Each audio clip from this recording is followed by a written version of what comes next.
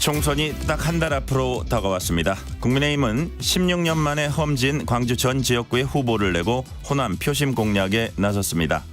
현재 호남 분위기와 판세는 어떤지 광주 의사 출신으로 광주 동남을에 출사표를 던진 박은식 국민의힘 비상대책위원 전화로 만나봅니다.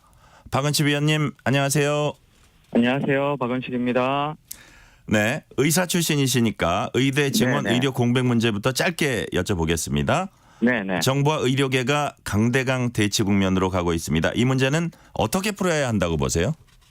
네, 일단 그 국민 건강을 최우선 과제로 두고 일단 테이블에 좀 아주 앉았으면 좋겠습니다. 물론 이전에 많은 대화가 이루어졌고 공청회가 이루어졌다고 하지만 다른 분들의 의견을 더 많이 들어보고 그래서 궁극적으로는 우리 국민에게 국민 건강에 피해가 가지 않는 선에서 합의가 좀 이루어졌으면 좋겠습니다. 이대로 강대강 대치는 아니다. 뭐 이런 뜻으로 네네. 이제 이해를 하겠습니다. 네. 위원님께서 보수 여당 후보에겐 험지 중에 험지, 보수 불모지라고 할 수 있는 광주광역시에 출마했습니다. 광주 네. 출신이시죠? 그렇지만 네네. 굉장히 어려운 도전입니다. 당에서 수도권 출마 건의도 했다고 알려졌는데요. 그럼에도 왜 광주 출마를 결심하셨습니까? 네, 뭐 수도권 출마도 그렇고 비례 출마도 그렇고 많은 경험을 쌓고 조직을 이제 다지고 나서 가는 게 좋지 않겠냐 이런 말씀을 주셨는데 제가 광주와 호남이 바뀌길 바라면서 칼럼도 쓰고 그리고 시민단체 활동을 해왔는데 다른 데 출마하는 거는 의미가 없다고 봤습니다. 정치인에게 선수 즉 당선 횟수를 쌓는 것도 중요하지만 서사를 쌓는 것이 더 중요하다고 생각했습니다. 즉 당선 가능성은 한 몇 퍼센트 정도로 보고 계세요? 그걸 제가 말씀드리기가 좀 힘들 것 같습니다. 네, 알겠습니다. 네. 광주 중에서도 동남을을 선택하셨어요. 동남을을 네네. 선택하신 이유하고 광주 동남을의 지금 핵심 현안이 뭡니까? 네, 저는 일단 그쪽에 아직도 집이 있고요. 부모님 댁이 있고, 그리고 제가 초등학교, 중학교를 나왔던 곳이고, 그리고 제가 정일성 공원 기념 사업 등등 이런 쪽에 반대 이제 투쟁을 시민단체 때 해왔는데, 그런 유적들이 다 그쪽에 있습니다. 그래서 이쪽 지역구를 좀 선택을 하게 됐고요. 그리고 핵심 공약은 저는 무엇보다 무등산 케이블카가 가장 중요하다고 생각합니다. 이제 노령화, 고령화가 되면서 무등산의 정말 아름다운 절경을 느끼기가 힘든 분들이 많습니다. 올라가기가 너무 힘들거든요. 그리고 케이블카의 출발 지점을 지금 많이 쇠락해 가는 그리고 공동화되어 가는 충장로를 이제 시작점으로 이제 잡아 놓으면은 그쪽에 이제 사람들이 많이 모이게 되고 그로 인해서 또 이제 다른 어떤 사업들을 많이 진행할 수 있지 않을까 생각해서 그 부분을 가장 핵심 공약으로 짚고 있습니다. 네. 시민단체 뭐 특히 환경단체들은 좀 반대도 할 것 같아요. 그죠? 네.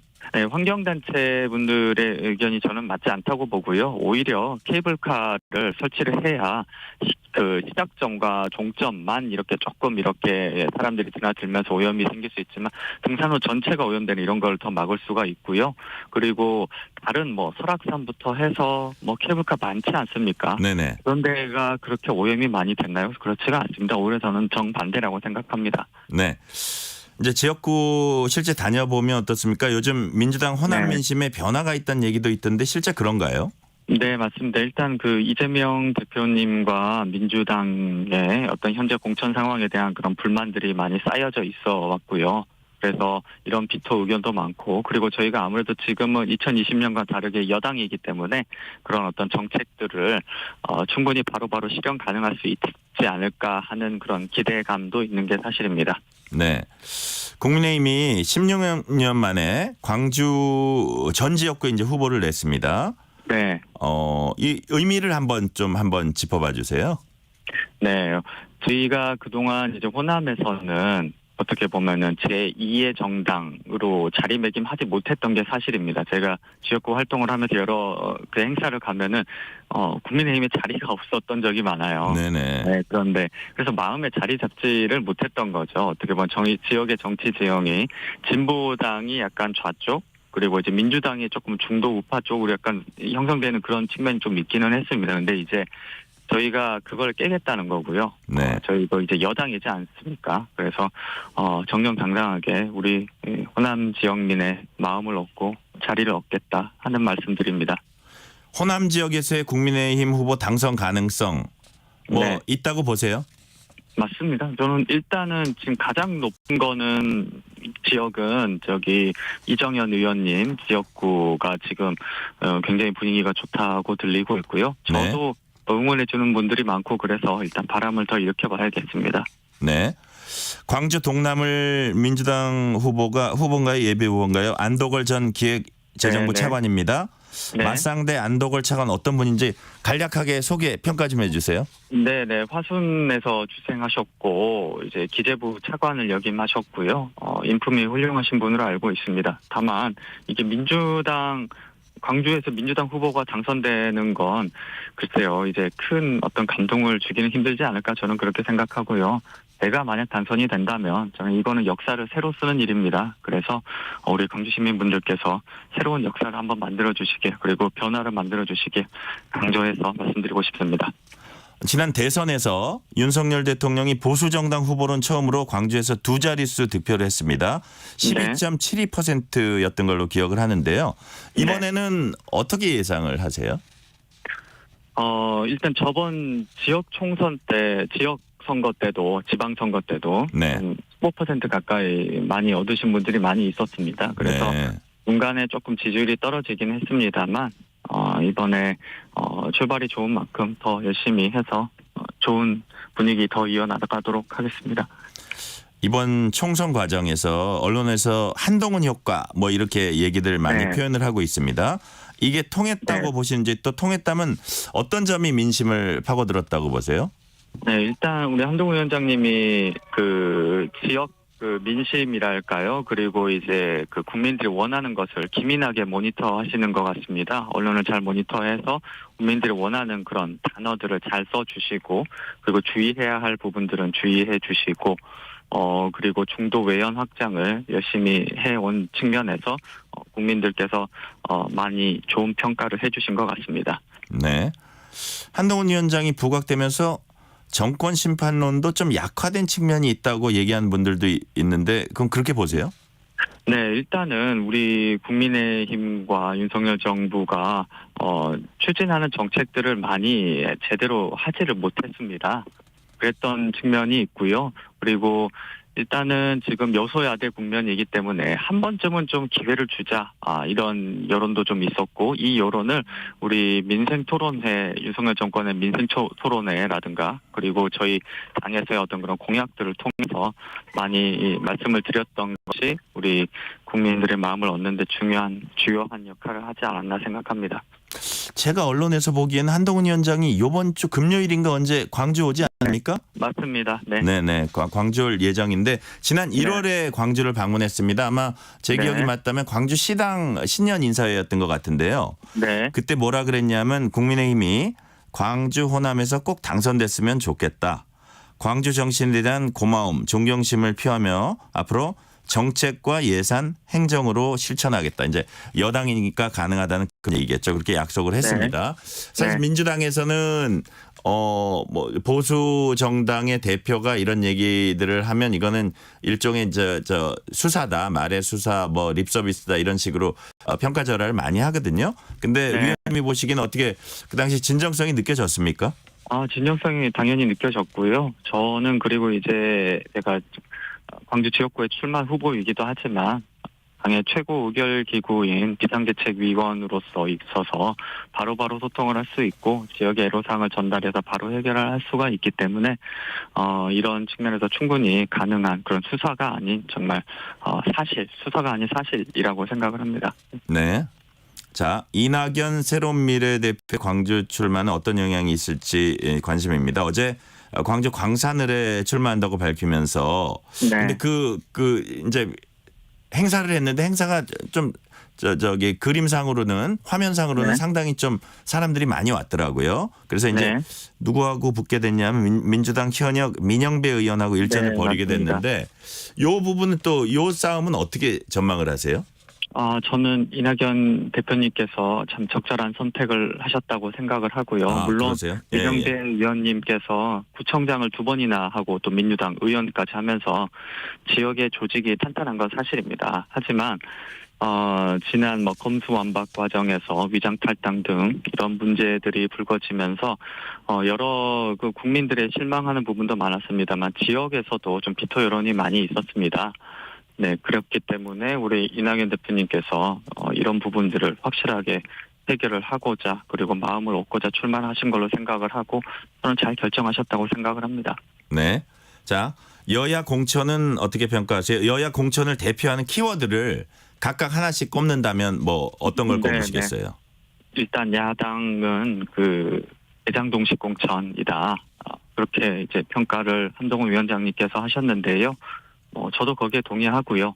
그리고 저희는 일단 안정된 공천이라는 그런 시스템 공천이라는 네. 칭찬보다는 좀 이제 비난을 할 때 너무 안정만을 추구한 것 아니냐 이렇게 예. 말씀을 해서 안정 공천 그렇게 말씀을 이렇게 하시는데 일단 저희가 저번 총선에 너무 많이 져가지고요.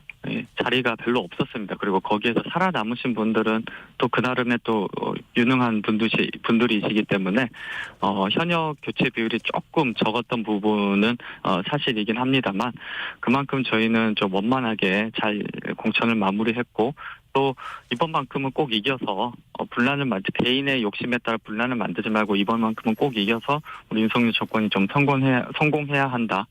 이런 마음가짐으로 임했기 때문에 갈등이 좀 더 적었다고 저는 생각을 합니다. 네. 이재명 대표와 한동훈 위원장의 공천 관련 워딩을 제가 말씀드릴게요. 이재명 대표는 국민의힘 공천은 용산 눈높이에 맞춘 용산 공천, 특권 공천, 폐륜 공천이다 이렇게 주장을 했습니다. 반면 민주당은 네네. 혁신 공천, 공천 혁명을 이뤘다 이렇게 자평했습니다. 이 대표의 네. 이 말은 어떻게 보세요?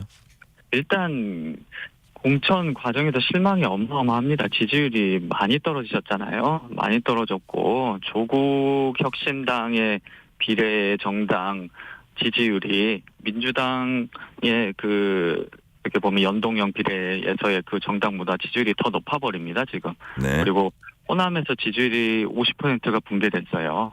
그거는 결과로 말을 해준다고 생각합니다. 네. 반면에 한동훈 위원장은 한동훈 비대위원장 입장이란 대국민 메시지를 이제 총선 한 달 앞두고 내놨는데요. 네. 운동권 특권 세력, 부패 세력, 종북 세력이 민주당을 숙주로 대한민국을 장악하는 걸 막겠다 그러면서 민주당과 네. 조국혁신당 연대는 범죄자 연대 방탄 동맹이다 이렇게 규정을 했습니다. 이런 네. 규정에 대해서 어떻게 보세요?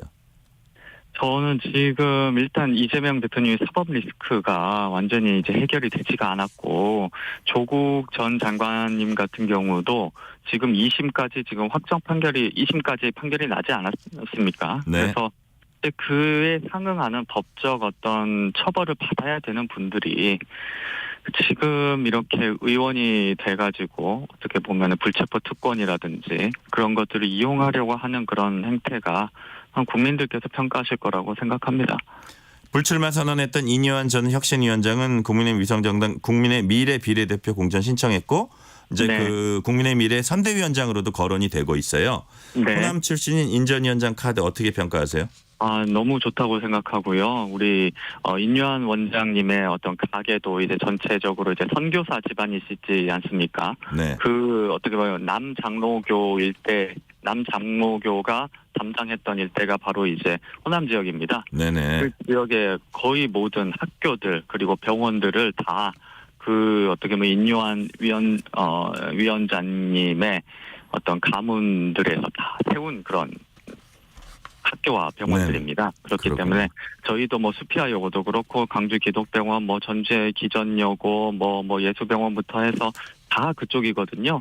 그래서 정말 호남의 역사를 만드신 가문이시다. 그런 측면에서 그리고 이제 인지도도 높고 워낙에도 말씀도 잘하시고 인상도 좋으셔가지고 인기도 좋잖아요. 네. 그래서 이런 분이 그 호남 지역 일대를 정말 누벼주신다면 저희 국민의힘 그리고 국민의 미래까지도 같이 더 위민할 수 있지 않을까 그렇게 생각합니다. 네. 한동훈 위원장은 호남의 명문가다 이런 표현도 썼어요. 네네. 대구에 출마한 도태우 변호사의 5.18 민주화운동 네네. 폄훼 발언에 광주시 유감표했고 5.18 네. 재단은 공천 취소 촉구했습니다. 도 변호사 사과 네. 입장 냈는데요. 네. 발언 어떻게 생각하세요?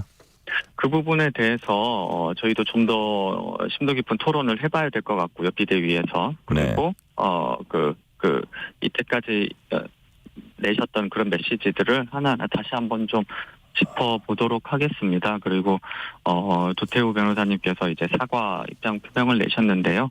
저희도 제가 같이 위원들이 다시 그런 글들을 좀 확인해 보도록 하겠습니다. 네, 이재명 대표 이직 이른바 이제 여당 지지자 비하 발언도 논란이 있었습니다. 네. 이제 부적절한 발언이었다 사과를 했습니다만 이건 어떻게 보셨어요?